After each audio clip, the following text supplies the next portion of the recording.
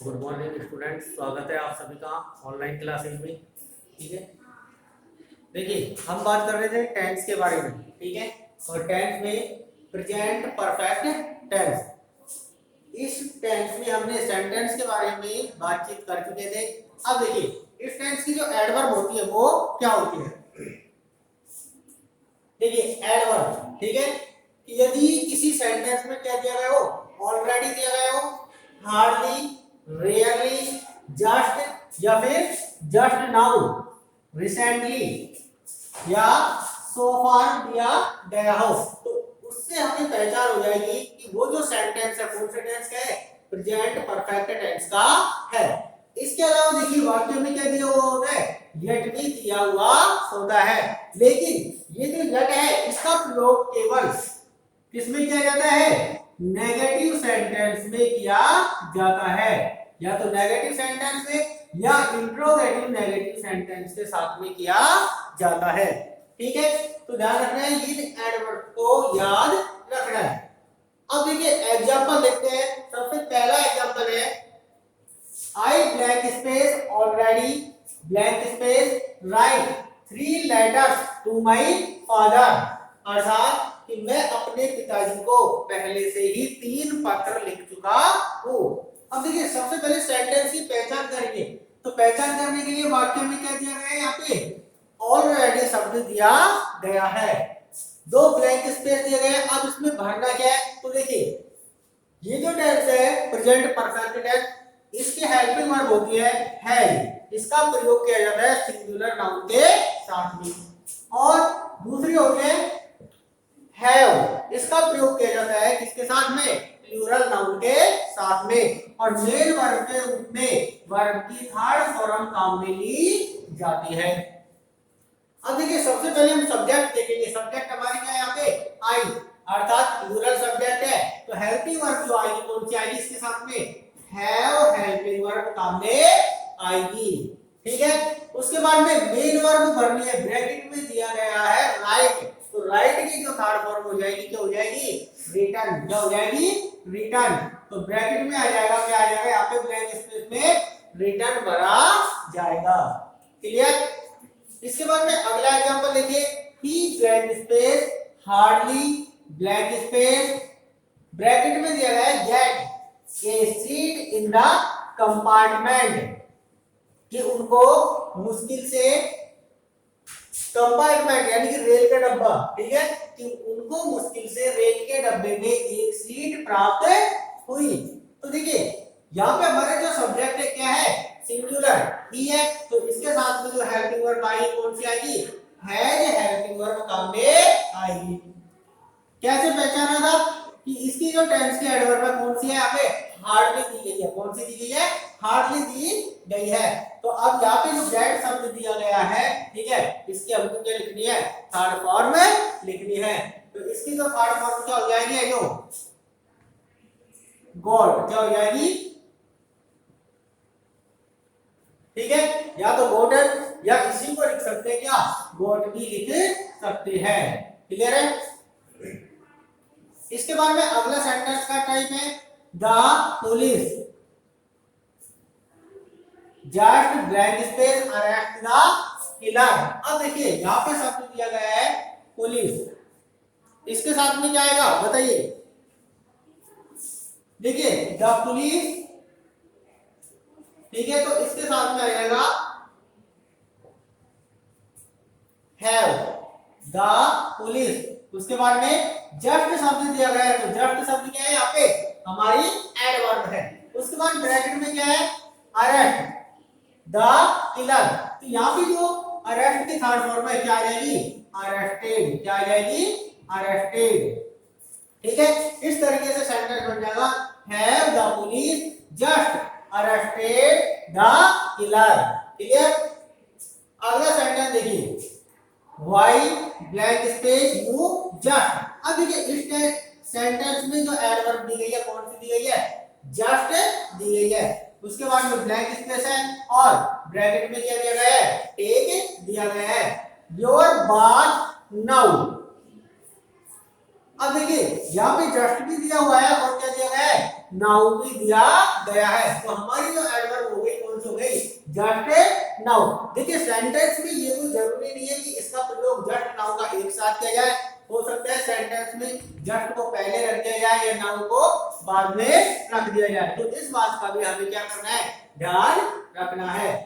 अब यहाँ पे जो हमारा सब्जेक्ट है प्लूरल सब्जेक्ट है, तो इसके साथ में क्या लगाएंगे, हैव लगाएंगे। क्या लगाएंगे, हैव। और वर्ब की थर्ड फॉर्म, टेक की थर्ड फॉर्म क्या हो जाएगी, टेकन हो जाएगी।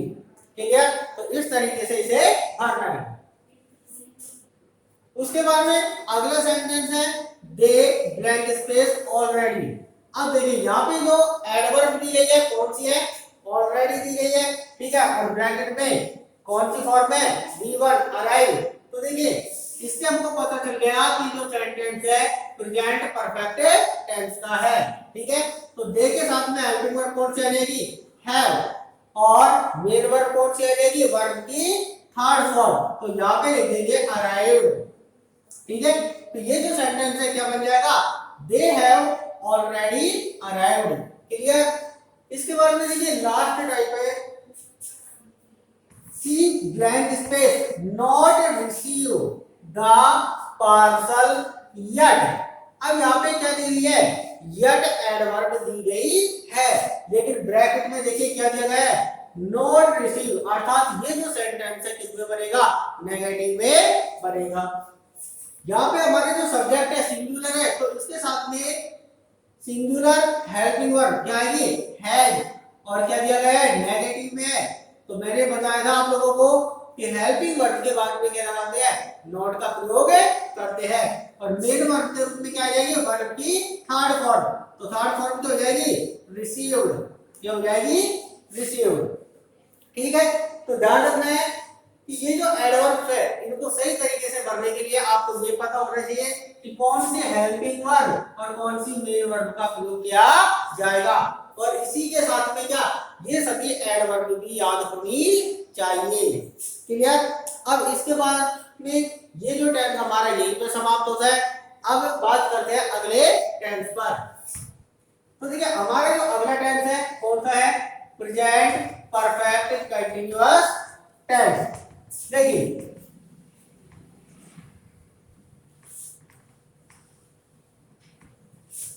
प्रेजेंट परफेक्ट कंटीन्यूअस टेंस, ठीक है। देखिए सबसे पहले बात करते हैं पहचान के बारे में। तो इस टेंस की जो पहचान होगी क्या होगी, देखिए हिंदी वाक्यों के अंत में क्या आता है, से रहा है, कॉमा से रही है, कॉमा से रहे हैं, कॉमा से रहा हूं, या से रही हूं आदि शब्द दिए गए होते हैं, ठीक है। लेकिन इसी के साथ में क्या दिया गया होता है, टाइम यानी कि समय भी दिया गया होता है। क्लियर। तो ध्यान रखना है कि हिंदी वाक्यों के अंत में से रहा है, से रही है, से रहे हैं, से रहा हूं या से रही हूं, इसी के साथ में क्या दिया गया होता है, टाइम यानी कि समय भी दिया गया होता है। क्लियर है। अब देखिए रूल्स की बात करते हैं। तो इसका जो पहला नियम है हमारा क्या है कि यदि हमारा सब्जेक्ट ही, कॉमा सी, कॉमा एट या नेम हो या फिर कोई भी क्या हो, सिंगुलर नाउन हो, तो उसके साथ में जो हेल्पिंग वर्ब काम में आती है कौन सी आती है, हैज बीन काम में आती है। क्लियर है। दूसरा जो नियम है, यदि हमारा सब्जेक्ट आई, वी, यू या दे या कोई भी प्लूरल नाउन हो, तो इसके साथ में जो हेल्पिंग वर्ब काम में आएगी कौन सी आएगी, हैव बीन काम में आती है। ठीक है, ध्यान रखना है सिंगुलर सब्जेक्ट के साथ में कौन सी हैज बीन काम में आएगी और प्लूरल सब्जेक्ट के साथ में कौन सी आएगी हैव बीन काम में आएगी। उसके बाद में अगला नियम है मेन वर्ब। ठीक है, तो मेन वर्ब के रूप में यहाँ पे V1 प्लस में आईएनजी फॉर्म काम में ली जाती है, अर्थात मेन वर्ब के रूप में क्या आएगा V1 के साथ में भी क्या लगाना है आईएनजी लगाना है। ठीक है, ये हो गए नियम। ठीक है, इसके अलावा देखिए एक फोर्थ नियम आता है, क्या आता है कि यहाँ पे क्या दिया गया है समय दिया गया है। अब इस टेंस में जो समय दिया गया है वो कितने प्रकार का है, दो प्रकार का, एक निश्चित समय और एक अनिश्चित समय। तो देखिए जो निश्चित समय होता है, ठीक है, उसके साथ में हम किसका प्रयोग करते हैं सिंस का प्रयोग करते हैं।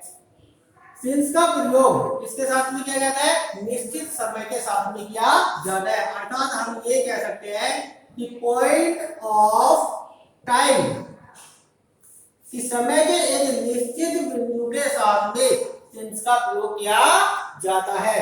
देखिए निश्चित समय जैसे कौन कौन सा होता है, जैसे मैं लिखूं यहाँ पे मॉर्निंग। मॉर्निंग का मतलब यानी कि इस मॉर्निंग के बारे में बात कर रहा है, जैसे इवनिंग, ठीक है, डॉन, डस्क।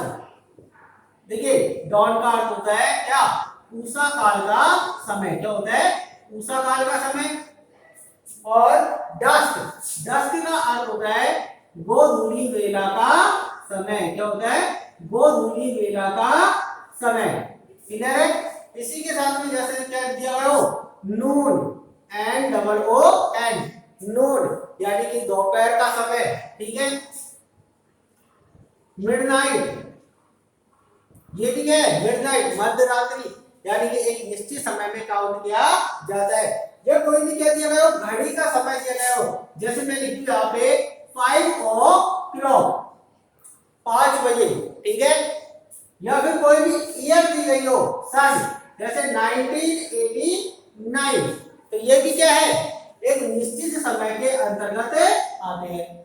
या फिर जैसे कोई भी वन डे ओकेजन हो, अर्थात एक दिन का कोई भी त्योहार हो, ठीक है, जैसे कि द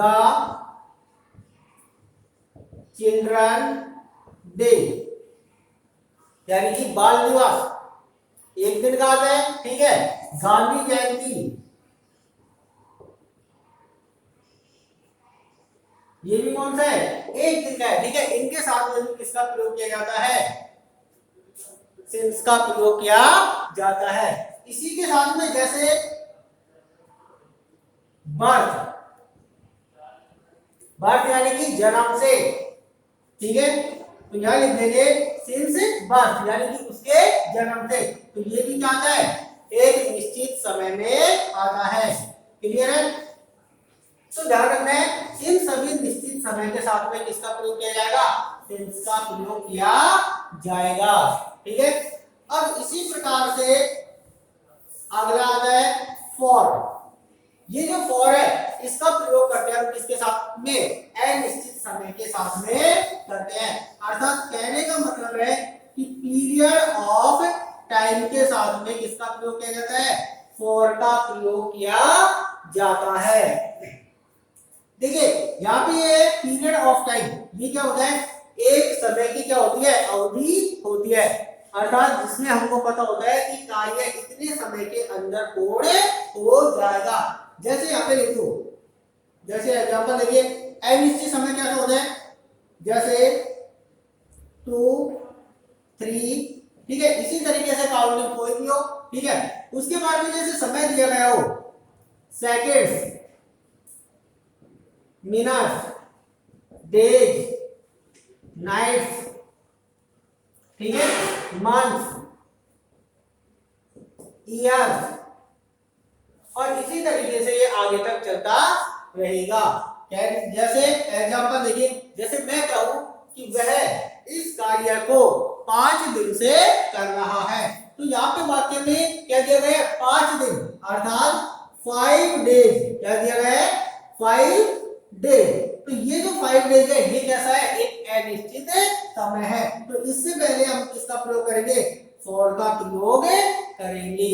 जैसे दिया गया है कि वह 10 साल से जयपुर में रह रहा है, तो यानी कि कितने साल से, 10 ईयर्स, क्या 10 ईयर। अब देखिए 10 साल से रह रहे हैं, कौन से 10 साल हमें नहीं पता है, ठीक है। तो ये भी क्या हो गया, एक अनिश्चित समय हो गया। तो इसके साथ में हम किसका प्रयोग करेंगे, फॉर का प्रयोग करेंगे। क्लियर है। तो ध्यान रखना है, सबसे पहले इन रूल्स को याद करना है और इसके बाद में हम चर्चा करेंगे किस पे, सेंटेंस बनाने पर। क्लियर है। थैंक्स।